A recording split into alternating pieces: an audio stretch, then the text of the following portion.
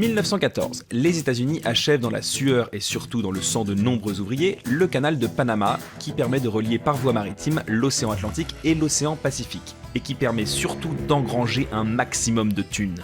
Ce canal, c'est aussi une sacrée humiliation pour le Panama.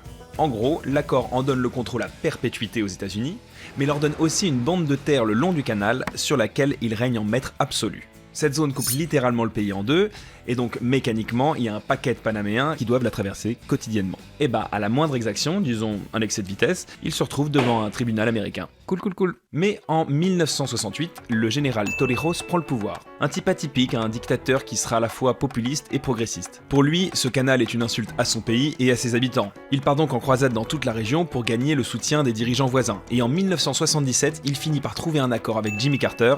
Dans 22 ans, le canal redeviendra panaméen. Torrijos remporte cette bataille, et de nombreux autres d'ailleurs, sans jamais faire couler le sang. Il en ressort en héros dans son pays et sur le continent.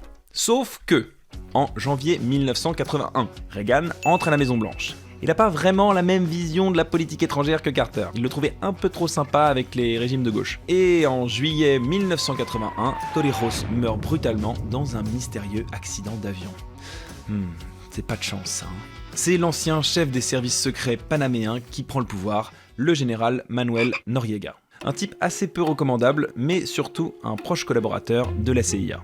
Noriega n'a à cette époque qu'un seul opposant sérieux, le médecin et vice-ministre de la Santé sous Torrijos, Hugo Spadafora. Sauf que, pile lorsqu'il est sur le point de faire sortir dans la presse des preuves de l'implication de Noriega dans le trafic de drogue, il est assassiné. Décapité même. Faut savoir qu'au milieu des années 80, la cocaïne devient un sujet médiatique et politique aux États-Unis. À cette époque, les cartels colombiens considèrent le Panama comme un refuge. En gros, dès que ça devient tendu en Colombie, ils s'envoient des vacances au Panama et Noriega les accueille. C'est le procureur de Miami qui, suite à un témoignage très accablant d'un ancien collaborateur de Noriega, décide de l'inculper. Et là, tout change. Un assassin ? Ok. Un trafiquant inculpé ?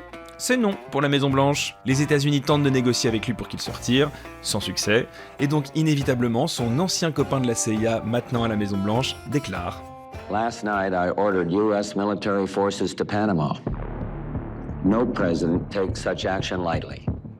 This morning, I want to tell you what I did and why I did it. Il faudra une semaine pour attraper Noriega. Toute cette histoire rappelle ce vieil adage, les États-Unis n'ont pas d'amis permanents, seulement des intérêts permanents. Panama's promise to us has been broken. And above all, China is operating the Panama Canal, and we didn't give it to China, we gave it to Panama, and we're taking it back.